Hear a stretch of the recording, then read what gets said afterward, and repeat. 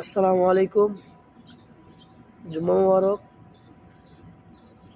একালা বসে আছি ভাই, একালা বসে আছি, ভাল লাগে না। আজকে 3 দিন হয়েছে, আমার আব্বা মারা গেছে। মানে কি করবো, কিভাবে গেল গা আব্বা। বাপ হচ্ছে ঘরের গাছ।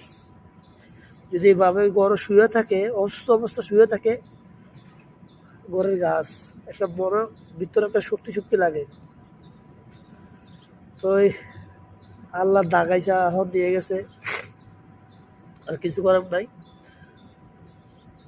এটা কোথায় যারা বাপ্পা বাচ্চা আছে ভাই, সবাই একটু যত্ন করেন বাপ্পার, কারো কথা শুন না, বাপ্পারে কষ্ট দিন না, অথবা বড় অজান্তে অথবা বাপ্পারে খানা, বিশেষ করে খানা পয়সার দিকে কষ্ট দিয়েন না। এটাই, আর কিছু না। সবাই ভালো থাকবেন, আমার আব্বার জন্য দোয়া করবেন। আসসালামু আলাইকুম। ভালো লাগে না নামাজ পড়ে